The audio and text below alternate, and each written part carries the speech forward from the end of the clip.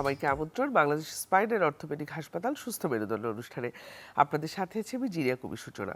আজ আমরা আলোচনা করব মেরুদণ্ডে যক্ষার মতো একটি গুরুত্বপূর্ণ বিষয় নিয়ে, এবং এই বিষয়টি নিয়ে আলোচনা করার জন্য আমাদের সাথে স্টুডিওতে অতিথি হিসেবে আছেন ডাক্তার এস এ জুনায়েদ, সহকারী অধ্যাপক, স্পাইন সার্জারি, জাতীয় অর্থোপেডিক হাসপাতাল ও পুনর্বাসন প্রতিষ্ঠান, এবং কনসালটেন্ট অর্থোপেডিক ও spine surgeon, Bangladesh spine and orthopaedic hospital. শুরুতে আপনাকে স্বাগত জানাচ্ছি আমাদের সুস্থ মেরুদণ্ড অনুষ্ঠানে। আপনাকেও স্বাগতম উক্ত অনুষ্ঠানে আমাকে আমন্ত্রণ জানানোর জন্য। নিশ্চয়ই, হ্যাঁ। সাধারণত যক্ষা রোগটা বলতে আমরা ফুসফুসের যক্ষাকে বুঝি, কিন্তু মেরুদণ্ডের যক্ষা আসলে খুব প্রচলিত শব্দ না আমাদের জন্য। তো সেক্ষেত্রে অ্যাওয়ারনেসটাও নিশ্চয়ই কম। শুরুতে আপনার কাছে জানতে চাই যে মেরুদণ্ডের যক্ষা বিষয়টা আসলে কি? মেরুদণ্ডের যক্ষা আসলে যক্ষা রোগটি যখন মেরুদণ্ডকে পার্টিকুলারলি ইনফেক্ট করে, অর্থাৎ যক্ষা যে শুধু ফুসফুসই হয় তা না, যক্ষা শরীরের যে কোনো জায়গায় হতে পারে। যদি আমরা পরিসংখ্যানের কথা চিন্তা করি, টোটাল যক্ষা অর্থাৎ 60% ক্ষেত্রে ফুসফুসে হয়, বাকি 40% ক্ষেত্রে কিন্তু অন্যান্য জায়গায় হতে পারে। তার মধ্যে একটি অন্যতম প্রধান জায়গা হচ্ছে আমাদের মেরুদণ্ড। মেরুদণ্ডে যখন যক্ষা হয় তখন পেশেন্টের, আমাদের যে রোগীরা সাধারণত যে সমস্ত সিমটম নিয়ে আসে, প্রথমত ব্যাক পেইন বা পিছনে ব্যথা কিংবা কোমর ব্যথা নিয়ে আসে, এবং অনেক সময় রোগীরা বলে থাকে যে তার কিছুদিন যাবৎ তার অল্প অল্প জ্বর ছিল, বা অনেক সময় এই ধরনের ক্লাসিক্যাল হিস্ট্রি নাও পাওয়া যেতে পারে। কিন্তু যখন অনেক অ্যাডভান্স স্টেজে আসে তখন ইতিমধ্যে হয়তো দেখা যাবে রোগী হয়তো তার টোটাল সে চলাফেরা অক্ষম, অর্থাৎ ইতিমধ্যে সে কিছুটা প্যারালাইজড হয়ে গেছে। কিন্তু যেহেতু এই বিষয়টা আমাদের সম্পর্কে লোকজন সচেতন না, সে তার কিন্তু ধারণাই নাই যে এই প্যারালাইসিসের পিছনে মূল যে কারণ সেটি হচ্ছে যক্ষা। সেজন্য বিষয়টা কিন্তু খুবই গুরুত্বপূর্ণ, এবং যদি সঠিক সময়ে রোগটি নির্ণয় করা না যায় তাহলে কিন্তু অনেক বেশি সমস্যা এবং সিমটম নিয়ে রোগী আমাদের নিকট আসতে পারে। সেক্ষেত্রে একটু জানতে চাই যে এই যে সিমটমের কথা বলছিলেন, লক্ষণগুলো কি কি হয় আসলে? লক্ষণগুলো প্রথমত হচ্ছে কোমর ব্যথা বা ব্যাক পেইন। মেরুদণ্ডের যে স্বাভাবিক যে শেপ, যখন অ্যাডভান্স স্টেজ হয় তখন স্টেজগুলো অর্থাৎ মেরুদণ্ডের বিকৃতি হয়, অর্থাৎ মেরুদণ্ড বাঁকা হয়ে যায় বা কুজু হয়ে যায়। কমনলি যেটি হয় যে যক্ষার কারণে মেরুদণ্ড অনেকটা কুজু হয়ে যায়। তৃতীয়ত হচ্ছে প্যারালাইসিস, মানে যখন খুব অনেক বেশি অ্যাডভান্স স্টেজে যায় তখন দেখা যায় যে সে একেবারেই চলাফেরায় অক্ষম হয়। মূলত এই 3 ধরনের প্রেজেন্টেশন নিয়ে আমাদের কাছে আসে। কোন বয়সে এবং কি ধরনের সময় আসলে মেরুদণ্ডের যক্ষাটা হতে পারে? মানে এমন কি কোনো না, সার্টেন বয়স? আসলে মেরুদণ্ডের যক্ষা যে কোনো বয়স থেকেই হতে পারে, একদম জন্মের পরপরই হতে পারে, বয়স্ক রোগীদের ক্ষেত্রেও হতে পারে। তবে সাধারণত বলা যায় যে এই ক্ষেত্রে লাইফস্টাইল, অর্থাৎ পেশেন্টের যে ইকোনমিক, সোসিও ইকোনমিক কন্ডিশন, অর্থাৎ আর্থসামাজিক অবস্থা, অন্যান্য যক্ষার ক্ষেত্রেও যেখানে খুবই বেশি ওভার ক্রাউডিং, অর্থাৎ যদি তার শারীরিক যদি নিউট্রিশন বা পুষ্টি যদি পর্যাপ্ত না থাকে, এবং যদি খুব ওভার ক্রাউডিং একসঙ্গে অনেক বেশি লোকজন থাকে, তার জীবনযাত্রার মান যদি মানে অনেকটাই যদি স্ট্যান্ডার্ড যদি না হয়, তাহলে কিন্তু তার ঝুঁকি অনেকটা বেশি। এবং সেই ক্ষেত্রে কিন্তু পার্টিকুলার কোনো বয়সের কিন্তু কোনো বিচার নেই, অর্থাৎ এটি যে কোনো বয়সেই যে কাউকে এফেক্ট করতে পারে।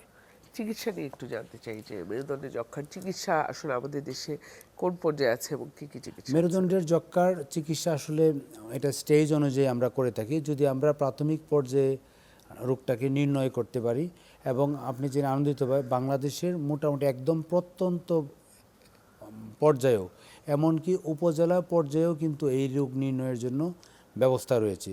খুব খুব খুব মানে খুবই সাধারণ কিছু পরীক্ষা, যেরকম এক্স রে, রক্তের কিছু পরীক্ষা বা পিসিআর বলে থাকি, এটি কিন্তু বাংলাদেশ সরকারের মানে যে প্রোগ্রাম রয়েছে মেরুদণ্ডের বা টিবির যে প্রোগ্রাম, সেটি জেলা পর্যায়ে পর্যন্ত বিস্তৃত রয়েছে।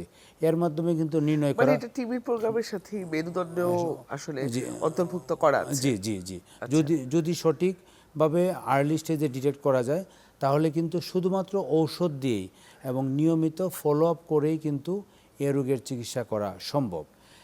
প্রশ্ন হচ্ছে যখন পেশেন্ট যদি অ্যাডভান্স স্টেজ, অর্থাৎ যখন ইতিমধ্যে দেখা যায় তার কিছু কমপ্লিকেশান, সে ফর যদি আমরা বলে থাকি ইতিমধ্যে যক্ষা হয়ে তার মেরুদণ্ডের 2টো কিংবা 3টি হাড় একেবারেই খেয়ে ফেলেছে, অর্থাৎ টোটাল মেরুদণ্ডের হাড়গুলাই নষ্ট হয়ে গেছে, কিংবা এর ফলশ্রুতিতে সে হয়তো আমাদের কাছে প্যারালাইসিস নিয়ে আসলো, তখন কিন্তু আর আসলে শুধু ওষুধে কাজ হবে না, তখন সার্জারি দরকার হয়।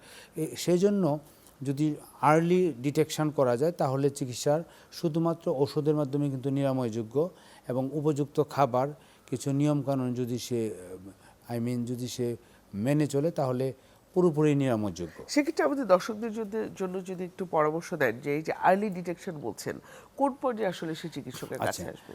আপনি যদি দেখেন যে মানে পেশেন্টের উদ্দেশ্যে বলছে, যদি কখনো দেখেন যে না আমার একটু জ্বর মনে হচ্ছে, বিশেষ করে রাতের বেলায় জ্বর আসতেছে দীর্ঘদিন যাবৎ, এবং মেরুদণ্ডে ব্যথা, মানে যেটি ঠিক স্বাভাবিক যে জ্বর তার সাথে এক্সপ্লেন করা যাচ্ছে না, কোনো সময় দেখা যাবে যে পিছনের দিকে কিছু কুজুর মতো হয়ে যাচ্ছে, কিংবা কোনো একটা পার্টিকুলার জায়গা ফুলে যাচ্ছে, তখন কিন্তু সাসপেক্ট করতে হবে হ্যাঁ এই জাতীয় কিছু একটা হতে পারে, এবং সেই ক্ষেত্রে অতি সত্বর একজন স্পাইন চিকিৎসকের শরণাপন্ন হওয়া উচিত, যাতে করে উপযুক্ত সময়ে প্রতিকার নেওয়া সম্ভবপর হয়। আচ্ছা, একটু জানতে চাই যে আপনি বলছিলেন যে যদি আর্লি ডিটেক্ট না হয় কিংবা যদি ওই স্টেজে না থাকে তাহলে আসলে সার্জারি দরকার হয়। জি, সার্জারি সাকসেস রেট বা সার্জারির ঝুঁকি বা সার্জারি পদ্ধতিগুলো একটু জানতে চাই। আচ্ছা, খুবই চমৎকার একটি প্রশ্ন। এখানে অত্যন্ত গুরুত্বপূর্ণ যে মেরুদণ্ডের সার্জারি, মানে সার্জারির যে আউটকাম, অর্থাৎ যে আলটিমেট যে ফল, এটি খুবই আশাব্যঞ্জক। অধিকাংশ ক্ষেত্রেই উপযুক্ত সময়ে বা উপযুক্ত সার্জন দ্বারা যদি চিকিৎসা করা যায়, এটির রেজাল্ট কিন্তু এক্সিলেন্ট, অর্থাৎ রোগী কিন্তু একদম পুরোপুরি এবং অলমোস্ট পুরোপুরি না, কিংবা অলমোস্ট পুরোপুরি স্বাভাবিক জীবনেই সে ফিরে যেতে পারে। সেজন্য মানে আমার মনে হয় যে সঠিক চিকিৎসা, সঠিক স্থান নির্বাচন করাটা হচ্ছে খুবই গুরুত্বপূর্ণ, এবং এই সংক্রান্ত চিকিৎসার ফলে যে অন্যান্য মেরুদণ্ডের সার্জারিতে যেরকম ঝুঁকি থাকে, এখানেও ঝুঁকি রয়েছে, তবে তুলনামূলকভাবে এখানে কিন্তু ঝুঁকির পরিমাণটা কম, সেই তুলনায় বরং আউটকাম অনেক ভালো। আচ্ছা, এই এই বিষয়গুলো তো আমরা জানলাম যে আউটকামটা ভালো বা ঝুঁকি কম, কিন্তু সেক্ষেত্রে আমি একটা জিনিস জানতে চাবো যে এসব ক্ষেত্রে তো অনেক কুসংস্কার এবং ভ্রান্ত ধারণা রয়েছে মেরুদণ্ডের যক্ষার ক্ষেত্রে, এবং ওই যে আমরা যেটা শুরু থেকে বলছিলাম যে এখনো সেই অ্যাওয়ারনেসটাই নেই, মানুষ আসলে জানেই না, সেটা একটু জানতে চাচ্ছিলাম। কুসংস্কার প্রথমত মনে হচ্ছে যে যক্কা যে আমাদের মেরুদণ্ডে হতে পারে এটি কিন্তু আসলে কারো ধারণা নাই, এটি একেবারেই মানে ধারণা নেই, এখনো কিন্তু এটা এখন established না। এখনও কিন্তু এটা এস্টাবলিশ না, মানে প্রচলিত না। সেক্ষেত্রে হয়তো অনেকে মনে করে যে স্বাভাবিক জ্বর মনে করে তারা চিকিৎসা করছে। কিংবা অনেক কারণে কিন্তু এখন আমাদের কোমরে ব্যথা হয়, কোমরে ব্যথা spinal হয়, cord এ জি পিঠে ব্যথা হয়, পিঠে ব্যথা হয়, আমরা এটাকে ইগনোর করে যাচ্ছি, মানে এটি হচ্ছে একটা প্রধান কারণ। সেই ক্ষেত্রে আমি বলবো যে যদি এই যে কুসংস্কার, যেটি মানে আমাদের কোনো দীর্ঘমেয়াদী যদি কোনো জ্বর থাকে, দীর্ঘমেয়াদী যদি কোনো ব্যথা থাকে, তাহলে এবং সেটা যদি পার্টিকুলার রাতে হয়ে থাকে, তার চলাফেরায় অসুবিধা হচ্ছে, তাহলে অন্যান্য কারণের পাশাপাশি এই জাতীয় একটি প্রবলেম যে হতে পারে, এটি কিন্তু আমাদের মাথায় রাখতে হবে, এটি খুবই গুরুত্বপূর্ণ একটি ব্যাপার। একটু যদি জানতে চাই যে মোটা দাগে যদি বলি যে মেরুদণ্ডের যক্ষা, এটা তো আসলে একটা কষ্টদায়ক এবং ভয়াবহ রোগ, প্রতিকারগুলো কি কি হওয়া উচিত বা প্রতিরোধ করা উচিত কিভাবে? খুবই চমৎকার প্রশ্ন। আমরা প্রতিকার আসলে যদি আমরা করতে, প্রথমত হচ্ছে যে আমাদের যে লাইফস্টাইল, অর্থাৎ আমাদের যে জীবনযাত্রার মান, এটি আসলে যদিও আমাদের চিকিৎসকের পার্ট না, বাট এটা হচ্ছে আমাদের সোশ্যাল অ্যাওয়ারনেস, বা যারা আসলে স্বাস্থ্য ব্যবস্থা কিংবা জাতীয় নীতি নির্ধারণী পর্যায়ে আছেন, সেই ক্ষেত্রে তারা খুবই গুরুত্বপূর্ণ ভূমিকা রাখতে পারে। প্রথমত আমরা যদি সচেতনতা আমরা বাড়াতে পারি, জীবনযাত্রার মান যদি উন্নত করতে পারি, এবং এই যে যেমনটি প্রথমেই বলছিলাম যে ওভার ক্রাউডিং, এটিকে যদি আমরা কিছুটা প্রিভেন্ট করতে পারি, প্লাস হচ্ছে একই সঙ্গে উপযুক্ত পুষ্টি নিশ্চিত করতে পারি, তাহলে কিন্তু যক্ষ্মা কিন্তু অনেকাংশে, যক্ষ্মা কিন্তু কাদের হয়, যাদের দেখা যায় যারা ম্যালনারিশ, অর্থাৎ অপুষ্টিতে ভোগে, রোগ প্রতিরোধ ক্ষমতা কম, তাদের ক্ষেত্রে হওয়ার সম্ভাবনাটা কম। সেজন্য আমরা যদি জীবনযাত্রার মান উন্নত করতে পারি, উপযুক্ত পুষ্টি নিশ্চিত করতে পারি, তাহলে কিন্তু এটি সহজেই প্রতিকারযোগ্য। আর তারপরে ইতিমধ্যে যক্ষ্মা হয়ে গিয়েছে, সেই ক্ষেত্রে আমাদের জন্য করণীয় হচ্ছে তার আর্লি ডিটেকশন, এবং সেটি বাংলাদেশে মোটামুটি প্রত্যন্ত সব জায়গাতেই কিছু উপযুক্ত চিকিৎসকের শরণাপন্ন হলে কিছু সিম্পল, আমি বলবো যে পরীক্ষার মাধ্যমে কিন্তু নির্ণয় করা সম্ভব। সেই ক্ষেত্রেও চিকিৎসাটা অনেক সহজ হয়ে যায়, এবং বাংলাদেশ সরকার কিন্তু বিনামূল্যে এই যে যক্ষ্মা রোগীর যে চিকিৎসা, এই যে টোটাল ঔষধ, এটি কিন্তু টোটালি ফ্রি, এবং এই ক্ষেত্রে যে তার দীর্ঘমেয়াদী চিকিৎসার প্রয়োজন হয়, সে ফর 9 মাস থেকে 18 মাস পর্যন্ত তার টিবির ওষুধ খেতে হয়, যেটি কিনা আমাদের ফুসফুসের চিকিৎসা থেকে একটু ভিন্নতর। এটিও কিন্তু আমাদের একটি ভ্রান্ত ধারণা। নর্মালি কিন্তু ফুসফুসের চিকিৎসার জন্য টিবির যে ড্রাগস সেগুলো আমরা 6 মাসের জন্য দিয়ে থাকি, কিন্তু ফুসফুসের যক্ষ্মা ব্যতীত যখন মেরুদণ্ডের যক্ষ্মা হয়ে থাকে তখন কিন্তু তাকে 9 মাস থেকে 18 মাস পর্যন্ত ওষুধ খেতে হয়, এবং সেটি টোটালি ফ্রি অফ কস্ট, অর্থাৎ বাংলাদেশ সরকার কিন্তু এটি ফ্রি দিচ্ছে। সেই জন্য আমার মনে হয় যে শুধুমাত্র ডিটেকশন করা সম্ভব হলেই চিকিৎসার যে প্রতুলতা এটি কিন্তু আমাদের দেশে খুবই অ্যাভেলেবল। কিন্তু এটা কি আসলে মানুষ জানে? সবাই কিন্তু জানেই না এটা। মোটামুটি এখন গভর্নমেন্ট ট্রাই করছে আমার, এবং আপনারা যারা গণমাধ্যমের সাথে যুক্ত সেই ক্ষেত্রে তাদেরও কিন্তু একটা ভূমিকা রয়েছে এই অ্যাওয়ারনেসটা জনগণের মাঝখানে ছড়িয়ে দেওয়া। এই যে অ্যাওয়ারনেস বিল্ড আপের কথা একটা প্রসঙ্গে আসতে চাই যে আমার যখন কোমর ব্যথা হবে বা মেরুদণ্ড ব্যথা হবে আমি আসলে কোন চিকিৎসকের কাছে যাব, এটা কিন্তু খুব গুরুত্বপূর্ণ। খুবই গুরুত্বপূর্ণ। হ্যাঁ, এবং চিকিৎসকেরও কিছু দায়িত্ব রয়েছে যে না এটা হয়তো তার আন্ডারে না, এটা হয়তো স্পাইন বিশেষজ্ঞের আন্ডারে। এই জায়গাগুলো নিয়ে একটু জানতে চাই। এটি আসলে আসলে সত্যি কথা বলতে আমাদের দেশে আসলে যে পরিমাণ জনগোষ্ঠী মেরুদণ্ডের সমস্যায় ভুগে থাকেন সেই তুলনায় স্পাইন চিকিৎসকের সংখ্যা কিন্তু একান্তই স্বল্প। সেই জন্য প্রাথমিকভাবে যে সমস্ত চিকিৎসকের কাছে যান এই ধরনের প্রাথমিক চিকিৎসা কিন্তু ওনারাই দিতে পারেন।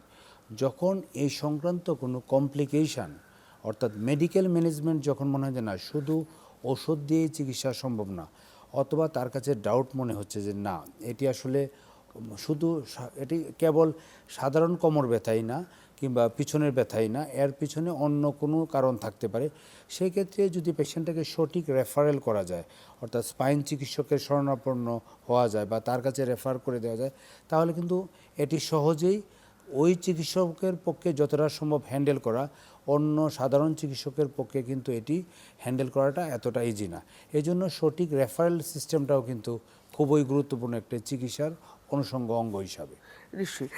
একদম যদি একটু বিস্তারিতভাবে বলেন যে মেরুদণ্ড সুস্থ রাখতে শুধু যক্ষ্মা না সব দিক থেকে সুরক্ষিত রাখতে আমাদের দর্শকদের জন্য যদি আপনি কিছু পরামর্শ দেন। এটি আমার মনে হয় যে সবচেয়ে গুরুত্বপূর্ণ বিষয়, কারণ আপনারা জেনে আনন্দিত হবেন আসলে আমাদের মেরুদণ্ডের ম্যাক্সিমাম প্রবলেম যেগুলো কিন্তু আমরা খুব সহজেই অ্যাভয়েড করতে পারি শুধুমাত্র কিছু নিয়মকানুনের মাধ্যমে। অর্থাৎ আমরা যদি সঠিক পশ্চার অর্থাৎ আমি আসলে কিভাবে বসবো, কিভাবে দাঁড়াবো, কিভাবে কোনো একটা জিনিস উঠাবো, আমরা যা ধর্মীয় যে কার্যকলাপগুলো কিভাবে করব সেগুলো যদি আমরা জানি, যেরকম আমাদের নর্মাল যে মেরুদণ্ড যেভাবে থাকে আমরা যদি একটানা দীর্ঘক্ষণ দাঁড়িয়ে থাকা বা একটানা বসে থাকাকে অ্যাভয়েড করি, সিম্পলি আমি হয়তো একটানা দীর্ঘক্ষণ বসে কাজ করতে হয়, আমাকে জাস্ট প্রতি 1 ঘন্টা বা 2 ঘন্টা পরে 1 মিনিটের জন্য যদি আমি বিরতি দিই, জাস্ট আমি বসা থেকে উঠে দাঁড়ালাম, কিংবা যিনি দাঁড়িয়ে কাজ করেন সে যদি জাস্ট 1 মিনিটের জন্য দাঁড়ানো থেকে বসার অবস্থায় যায়, তাহলে কিন্তু যে স্ট্রেস অর্থাৎ মেরুদণ্ডের যে ফেটিগ বা ক্লান্তি এটি কিন্তু অনেকটাই কমে যায়। নেক্সট আসে হচ্ছে আমাদের ওয়েট। আমাদের ওজন কিন্তু এই ক্ষেত্রে খুবই গুরুত্বপূর্ণ একটি ইস্যু। কারো যদি ওয়েট যদি খুব বেশি থাকে, ওভার ওয়েট যদি থাকে, তাহলে কিন্তু মেরুদণ্ডের বিভিন্ন ডিজিজে তার আক্রান্ত হওয়ার সম্ভাবনা অনেক বেশি। তৃতীয়ত হচ্ছে ব্যায়াম, যদি সঠিক ব্যায়াম করা যায়, অ্যাটলিস্ট যদি প্রতিদিন 2 কিলোমিটার জোরে হাঁটা যায়, যাতে করে আমাদের মাংসপেশি সতেজ থাকে এবং রক্ত চলাচলটা স্বাভাবিক থাকে, তাহলে কিন্তু তার এই ধরনের প্রবলেম অনেকটাই কম হবে। চতুর্থত হচ্ছে পুষ্টি বা খাদ্যাভ্যাস। আমরা যদি সঠিক খাদ্যাভ্যাস মেনে চলি, যেমন কার্বোহাইড্রেট জাতীয় খাবার কম খাই, প্রোটিন বা ফ্যাট যতটুকু দরকার ততটুকু নেই, উপযুক্ত ভিটামিন প্লাস হচ্ছে ফলমূল, পর্যাপ্ত পানি, একই সঙ্গে হচ্ছে লাইফস্টাইল অর্থাৎ পর্যাপ্ত ঘুম প্লাস হচ্ছে কিছু বদ অভ্যাস যেমন ধূমপান, মদ্যপান, এই সমস্ত কিছু অভ্যাস পরিত্যাগ করি, তাহলে কিন্তু আমাদের মেরুদণ্ড অনেকটাই সতেজ থাকবে, সক্ষম থাকবে এবং সহজেই আমরা একটা স্বাস্থ্যকর জীবনযাপন করতে পারবো। এবং পার্টিকুলারলি আমাদের আজকের যে আলোচনার বিষয় যে টিবি বা মেরুদণ্ডের যক্ষ্মা, এটি কিন্তু জাস্ট আমরা যদি সিমটমটা যদি আমরা প্রথমে একটু সতর্ক হই, দীর্ঘমেয়াদী জ্বর, অল্প অল্প ব্যথা, নর্মালি ওষুধে কমছে না, আমরা একটা সঠিক চিকিৎসকের শরণাপন্ন হলাম, তাহলে আমার মনে হয় যে এই সংক্রান্ত চিকিৎসাটা অনেক সহজ হবে, প্লাস এর কারণে যে ঝুঁকিটা হয় সেটা অনেকাংশে এড়িয়ে যাওয়া সম্ভব হবে। নিশ্চয়ই। ধন্যবাদ। অসংখ্য ধন্যবাদ আপনাকে আমাদের দর্শকদের জন্য এমন সুচিন্তিত পরামর্শ দেওয়ার জন্য। ধন্যবাদ আপনাকে। আপনাকেও ধন্যবাদ। Thank you. দর্শক, আপনারা শুনছিলেন কিভাবে আসলে মেরুদণ্ডের যে যক্ষা সেটা থেকে প্রতিরোধ করা যাবে, পরিত্রাণ পাওয়া যাবে, চিকিৎসা পদ্ধতি কি, এবং জানছিলেন যে কিভাবে আসলে সুস্থ মেরুদণ্ড নিয়ে একটি সুন্দর জীবনযাপন করা যাবে। আপনারা এতক্ষণ আমাদের সাথে ছিলেন, আপনাদেরকে অসংখ্য ধন্যবাদ আমাদের সাথে থাকবার জন্য। ভালো থাকবেন, সুস্থ থাকবেন।